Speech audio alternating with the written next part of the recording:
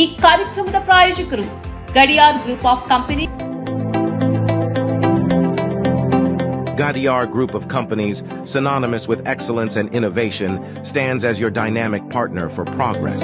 Gadiar Group ensures safety as guardians in firefighting and builds vibrant communities in real estate. Building tomorrow, today. ವೀಕ್ಷಕರೇ, ಸನ್ಮಾರ್ಗ ಸುದ್ದಿ ಸಂಚಯಕ್ಕೆ ಸ್ವಾಗತ. ನಾನು Samina Fahad. Shivaji ಮಹಾರಾಜರ ಜಯಂತಿ ಆಚರಣೆ ನಿಮಿತ್ತ ಬಾಗಲಕೋಟೆಯಲ್ಲಿ ಹಮ್ಮಿಕೊಳ್ಳಲಾಗಿದ್ದ ಮೆರವಣಿಗೆಯಲ್ಲಿ ಉದ್ರೇಕಕಾರಿ ನೃತ್ಯ ಮಾಡಿದ್ದು, ಅಲ್ಪಸಂಖ್ಯಾತರನ್ನು ಗುರಿಯಾಗಿಸಿಕೊಂಡು ನಿಂದನೀಯವಾಗಿ ವರ್ತಿಸಿದ್ದು ಸ್ಥಳೀಯ ಸಿಸಿ ಕ್ಯಾಮೆರಾಗಳಲ್ಲಿ ಸೆರೆಯಾಗಿದೆ ಎಂದು ಸತ್ಯಶೋಧನಾ ಸಮಿತಿಯು ಅಭಿಪ್ರಾಯ ವ್ಯಕ್ತಪಡಿಸಿದೆ. ಬಾಗಲಕೋಟೆಯ ಪಂಕಾ ಮಸೀದಿ ಎದುರು ಫೆಬ್ರವರಿ 19ರಂದು ಸಂಭವಿಸಿದ್ದ ಕಲ್ಲು ತೂರಾಟ ಪ್ರಕರಣ ಸಂಬಂಧ ಮಾಹಿತಿ ಕಲೆ ಹಾಕಲು ಬಾಗಲಕೋಟೆಗೆ ಭೇಟಿ ನೀಡಿದ ನಿಯೋಗವು ಘಟನಾ ಸ್ಥಳ ತಳ್ಳುಗಾಡಿ ಸುಟ್ಟಿರುವುದನ್ನು ಪರಿಶೀಲಿಸಿದಾಗ ಸತ್ಯಾಂಶ ಹೊರಬಿದ್ದಿರುವುದಾಗಿ ಮಾಹಿತಿ ಹಂಚಿಕೊಂಡಿದ್ದು, ಅನೇಕ ನಾಗರಿಕರನ್ನು ಒಳಗೊಂಡಂತೆ ಜಿಲ್ಲಾಧಿಕಾರಿ, ಜಿಲ್ಲಾ ಪೊಲೀಸ್ ವರಿಷ್ಠಾಧಿಕಾರಿಗಳನ್ನು ಭೇಟಿಯಾಗಿ ಆಗ್ರಹ ಪತ್ರ ಸಲ್ಲಿಸಿದೆ. ಕಲ್ಲು ತೂರಾಟ ನಡೆದ ಸ್ಥಳದಲ್ಲಿದ್ದ ಪೊಲೀಸರು ಅವಘಡಗಳನ್ನು ತಪ್ಪಿಸುವ ಪ್ರಯತ್ನ ಮಾಡಿದ್ದೇವೆಂದು ಸಮಜಾಯಿಷಿ ನೀಡಿದರಾದರೂ ಸ್ಥಳೀಯರನ್ನು ಸಂದರ್ಶಿಸಿ ವಿಷಯ ಸಂಗ್ರಹಿಸಿದಾಗ ಇದೊಂದು ಪೂರ್ವ ನಿಯೋಜಿತ ರಾಜಕೀಯ ಸಂಚು ನಡೆದಿದೆಯೇ ಹೊರತು ಆಕಸ್ಮಿಕವಾಗಿ ಸಂಬಂಧಿಸಿದ್ದಲ್ಲ ಎಂಬುದು ಸ್ಥೂಲವಾಗಿ ಗ್ರಹಿಕೆಗೆ ಬಂದಿದೆ ಎಂದು ಸಮಿತಿ ತಿಳಿಸಿದೆ. ಬಾಗಲಕೋಟೆಯಲ್ಲಿ ನಡೆಯಲಿರುವ ಉಪಚುನಾವಣೆ ಗಮನದಲ್ಲಿಟ್ಟುಕೊಂಡು ಸಂಘ ಪರಿವಾರದ ಕಟ್ಟಾಳುಗಳು ಉದ್ದೇಶಪೂರ್ವಕವಾಗಿ ಈ ಗಲಭೆ ಎಬ್ಬಿಸಿರುವುದು ಸ್ಪಷ್ಟವಾಗಿದೆ. ಕಳೆದ ಚುನಾವಣೆಯಲ್ಲಿ ಸೋತು ಸುಣ್ಣವಾಗಿರುವ ಬಿಜೆಪಿ ತನ್ನ ಹಿತಾಸಕ್ತಿಗಾಗಿ ಕೋಮು ಪ್ರಚೋದಿತ ಸಂಘರ್ಷಕ್ಕೆ ಚಾಲನೆಗೊಳಿಸುತ್ತಿದೆ. ರಾಜಕೀಯ ಪಕ್ಷಗಳ ಈ ಹೋರಾಟದಲ್ಲಿ ಸಾಮಾನ್ಯ ಜನತೆಯ ಬದುಕು, ಭಾವನೆಗಳು ಮೂರಾಬಟ್ಟೆಯಾಗುತ್ತಿವೆ. ಅನೇಕ ವರ್ಷಗಳಿಂದ ಕೋಮು ಸೌಹಾರ್ದತೆಯ ಪರಂಪರೆ ಹೊಂದಿರುವ ನಾಡಲ್ಲಿ ತಮ್ಮ ರಾಜಕೀಯ ಬೇಳೆ ಬೇಯಿಸಿಕೊಳ್ಳಲು ಇಂತಹ ಮತೀಯ ಕೃತ್ಯಗಳಿಗೆ ಕುಮ್ಮಕ್ಕು ನೀಡುತ್ತಿದ್ದಾರೆ ಎಂದು ಸಮಿತಿಯು ಆಕ್ರೋಶ ವ್ಯಕ್ತಪಡಿಸಿದೆ. ಇರಾನ್ ವಿರುದ್ಧ ಅಮೆರಿಕ ಮತ್ತು ಇಸ್ರೇಲ್ ನಡೆಸಿದ ಮಿಲಿಟರಿ ದಾಳಿಗಳು ಅಂತಾರಾಷ್ಟ್ರೀಯ ಕಾನೂನು ಹಾಗೂ ವಿಶ್ವಸಂಸ್ಥೆ ಘೋಷಣಾ ಪತ್ರದ ತತ್ವಗಳ ಸ್ಪಷ್ಟ ಉಲ್ಲಂಘನೆಯಾಗಿವೆ ಎಂದು ಇರಾನ್ ತೀವ್ರ ಆಕ್ರೋಶ ವ್ಯಕ್ತಪಡಿಸಿದೆ. ಆಕ್ರಮಣಕಾರರು ತಮ್ಮ ಕ್ರಮಗಳಿಗೆ ವಿಷಾದಿಸುವಂತೆ ಮಾಡುವಲ್ಲಿ ನಾವು ಹಿಂಜರಿಯುವುದಿಲ್ಲ ಎಂದು ಇರಾನ್ ಎಚ್ಚರಿಕೆ ನೀಡಿದೆ. ಶನಿವಾರ ಬೆಳಗ್ಗೆ ನಡೆದ ಇಸ್ರೇಲಿ ದಾಳಿಗಳು ದೇಶದ ಪ್ರಾದೇಶಿಕ ಸಮಗ್ರತೆ ಮತ್ತು ರಾಷ್ಟ್ರೀಯ ಸಾರ್ವಭೌಮತ್ವವನ್ನು ಗುರಿಯಾಗಿಸಿಕೊಂಡಿವೆ ಎಂದು ಇರಾನ್ ವಿದೇಶಾಂಗ ಸಚಿವಾಲಯ ಹೇಳಿಕೆಯಲ್ಲಿ ಆರೋಪಿಸಿದೆ. ಇಸ್ಲಾಮಿಕ್ ರಿಪಬ್ಲಿಕ್ ಆಫ್ ಇರಾನ್ ವಿರುದ್ಧ ಅಮೆರಿಕ ಮತ್ತು ಯಹೂದಿ ಆಡಳಿತ ನಡೆಸಿದ ಈ ಮಿಲಿಟರಿ ಆಕ್ರಮಣವು ಅಂತಾರಾಷ್ಟ್ರೀಯ ಶಾಂತಿ ಮತ್ತು ಭದ್ರತೆಗೆ ಸ್ಪಷ್ಟ ಧಕ್ಕೆಯಾಗಿದೆ. ಈ ದಾಳಿಯನ್ನು ನಾವು ಅಂತಾರಾಷ್ಟ್ರೀಯ ಕಾನೂನು ಉಲ್ಲಂಘನೆ ಎಂದು ಪರಿಗಣಿಸುತ್ತೇವೆ. ಇದಕ್ಕೆ ನಿರ್ಣಾಯಕವಾಗಿ ಪ್ರತಿಕ್ರಿಯಿಸುವ ಕಾನೂನುಬದ್ಧ ಹಕ್ಕನ್ನು ಇರಾನ್ ಹೊಂದಿದೆ ಎಂದು ಸಚಿವಾಲಯ ಸ್ಪಷ್ಟಪಡಿಸಿದೆ. ಅಮೆರಿಕ ಮತ್ತು ಇಸ್ರೇಲ್ ನಡೆಸಿದ ದಾಳಿಗಳು ಸಶಸ್ತ್ರ ಆಕ್ರಮಣದ ಸ್ಪಷ್ಟ ಉದಾಹರಣೆ ಎಂದು ಹೇಳಿಕೆಯಲ್ಲಿ ಉಲ್ಲೇಖಿಸಲಾಗಿದೆ. ಆತ್ಮರಕ್ಷಣೆಯ ಹಕ್ಕಿನ ಕುರಿತು ವಿಶ್ವಸಂಸ್ಥೆಯ ಘೋಷಣಾ ಪತ್ರದ 51ನೇ ವಿಧಿಯನ್ನು ಇರಾನ್ ಉಲ್ಲೇಖಿಸಿದೆ. ಉದ್ವಿಗ್ನತೆ ತಪ್ಪಿಸಲು ಮತ್ತು ಪ್ರಾದೇಶಿಕ ಸ್ಥಿರತೆಯನ್ನು ಕಾಪಾಡಲು ಇರಾನ್ ದೇಶವು ಸದಾ ತಾಳ್ಮೆ ಮತ್ತು ಸಂಯಮ ತೋರಿಸಿದೆ. ಇರಾನಿಯನ್ನರು ಎಂದಿಗೂ ಆಕ್ರಮಣಕ್ಕೆ ಶರಣಾಗಿಲ್ಲ ಎಂಬುದನ್ನು ಇತಿಹಾಸವೇ ತೋರಿಸಿದೆ. ಈ ಬಾರಿಯೂ ಇರಾನ್ನ ಪ್ರತಿಕ್ರಿಯೆ ನಿರ್ಣಾಯಕವಾಗಿರಲಿದೆ. ಆಕ್ರಮಣಕಾರರು ತಮ್ಮ ಪ್ರತಿಕೂಲ ಕ್ರಮಗಳಿಗೆ ವಿಷಾದಿಸಬೇಕಾಗುತ್ತದೆ ಎಂದು ಸಚಿವಾಲಯ ಹೇಳಿಕೆಯಲ್ಲಿ ಸ್ಪಷ್ಟಪಡಿಸಿದೆ. ಇರಾನ್ ವಿರುದ್ಧದ ಸೇನಾ ಕಾರ್ಯಾಚರಣೆಯನ್ನು ಅಮೆರಿಕದ ರಕ್ಷಣಾ ದಳ ಪೆಂಟಗನ್ ಆಪರೇಷನ್ ಎಪಿಕ್ ಫ್ಯೂರಿ ಎಂದು ಕರೆದಿದೆ.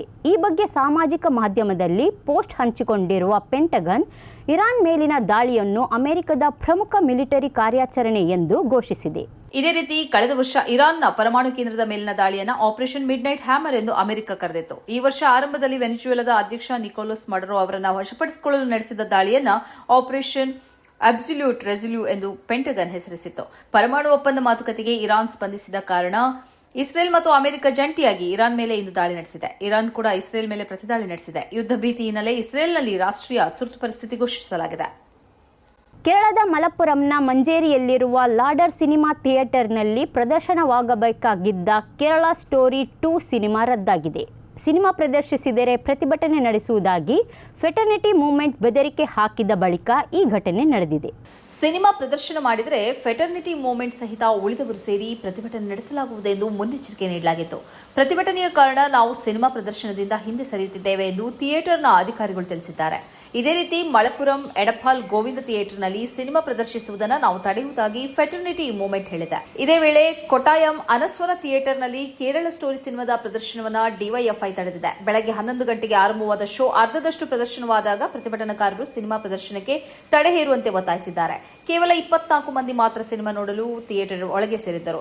ಪ್ರತಿಭಟನೆಯನ್ನು ಪರಿಗಣಿಸಿ ಸಿನಿಮಾ ಪ್ರದರ್ಶನವನ್ನು ರದ್ದುಗೊಳಿಸಲಾಯಿತು. ಈ ಸಿನಿಮಾ ಮುಸ್ಲಿಂ ದ್ವೇಷಕ್ಕೆ ಪ್ರಚೋದನೆ ನೀಡುತ್ತದೆ ಮತ್ತು ಸುಳ್ಳು ನರೇಟಿವ್ಗಳಿಂದ ಕೂಡಿದೆ ಎಂಬುದಾಗಿ ಟ್ರೈಲರ್ನಿಂದ ತಿಳಿದುಕೊಳ್ಳಬಹುದು ಎಂದು ಫೆಟರ್ನಿಟಿ ಮೂವ್ಮೆಂಟ್ ಬಿಡುಗಡೆಗೊಳಿಸಿದ ಹೇಳಿಕೆಯಲ್ಲಿ ತಿಳಿಸಲಾಗಿದೆ. ಕೇರಳ ಸ್ಟೋರಿ 2 ಸಿನಿಮಾದ ಬಿಡುಗಡೆಗೆ ಗ್ರೀನ್ ಸಿಗ್ನಲ್ ನೀಡಿದ್ದ ಡಿವಿಷನಲ್ ಬೆಂಚ್ನ ಸದಸ್ಯರಾಗಿದ್ದ ಜಸ್ಟಿಸ್ ಅರವಿಂದ್ ಧರ್ಮಾಧಿಕಾರಿ ಅವರಿಗೆ ಪ್ರಮೋಷನ್ ನೀಡಲಾಗಿದೆ. ಮದ್ರಾಸ್ ಹೈಕೋರ್ಟಿನ ಮುಖ್ಯ ನ್ಯಾಯಾಧೀಶರಾಗಿ ನೇಮಕ ಮಾಡಲಾಗಿದೆ. ಈಗಿನ ಮದ್ರಾಸ್ ಹೈಕೋರ್ಟಿನ chief justice Manindra Mohan Srivastava March 5ಕ್ಕೆ ನಿವೃತ್ತರಾಗಲಿದ್ದು, ಆ ಜಾಗಕ್ಕೆ ಇವರನ್ನು ನೇಮಿಸಲಾಗಿದೆ. ಕೇರಳ ಸ್ಟೋರಿ 2 ಸಿನಿಮಾದ ಬಿಡುಗಡೆಗೆ ಕೇರಳದ ಹೈಕೋರ್ಟ್ನ ಏಕಸದಸ್ಯ ಪೀಠ ತಡೆ ಹೇರಿತ್ತು. ಆ ಬಳಿಕ ಡಿವಿಷನಲ್ ಬೆಂಚ್ಗೆ ಸಿನಿಮಾ ನಿರ್ಮಾಪಕರು ಅಪೀಲ್ ಮಾಡಿದ್ದರು. ಅದರಂತೆ ಫೆಬ್ರವರಿ 26ರಂದು ರಾತ್ರಿ ವಿಚಾರಣೆ ನಡೆಸಿದ್ದ ಇಬ್ಬರು ಸದಸ್ಯರ ನ್ಯಾಯಾಧೀಶರ ಪೀಠದಲ್ಲಿ ಅರವಿಂದ್ ಧರ್ಮಾಧಿಕಾರಿ ಇದ್ದರು. ಈ ಪೀಠವು ಸಿನಿಮಾಕ್ಕೆ ಹೇರಲಾಗಿದ್ದ ತಡೆಯನ್ನು ರದ್ದುಗೊಳಿಸಿತ್ತು. ಈ ಪೀಠದ ಇನ್ನೋರ್ವ ಸದಸ್ಯರಾಗಿ ಬಾಲಕೃಷ್ಣನ್ ಇದ್ದರು.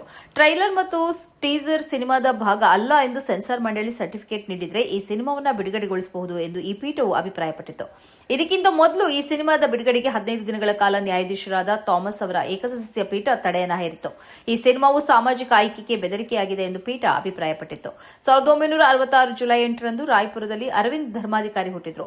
ನಾಗ್ಪುರ್ ಯೂನಿವರ್ಸಿಟಿಯಿಂದ ಕಾಮರ್ಸ್ನಲ್ಲಿ ಮತ್ತು ಕಾನೂನಿನಲ್ಲಿ ಪದವಿಯನ್ನು ಪಡೆದರು. 1992ರಲ್ಲಿ ಮಧ್ಯಪ್ರದೇಶದ ಹೈಕೋರ್ಟ್ನಲ್ಲಿ ವಕೀಲರಾಗಿ ಸೇವೆ ಆರಂಭಿಸಿದರು. 2016ರಲ್ಲಿ ಮಧ್ಯಪ್ರದೇಶದ ಹೈಕೋರ್ಟ್ನಲ್ಲಿ ಅಡಿಷನಲ್ ಜಡ್ಜ್ ಆಗಿ ನೇಮಕಗೊಂಡರು. 2025 ಏಪ್ರಿಲ್ನಲ್ಲಿ ಕೇರಳ ಹೈಕೋರ್ಟ್ನ ನ್ಯಾಯಾಧೀಶರಾಗಿ ನೇಮಕಗೊಂಡರು. ಇದು ಈ ಹೊತ್ತಿನ ಸುದ್ದಿ ಸಂಚಯ. ನಿರಂತರವಾಗಿ ನೋಡುತ್ತಾ ಇರಿ ಸನ್ಮಾರ್ಗ ನ್ಯೂಸ್.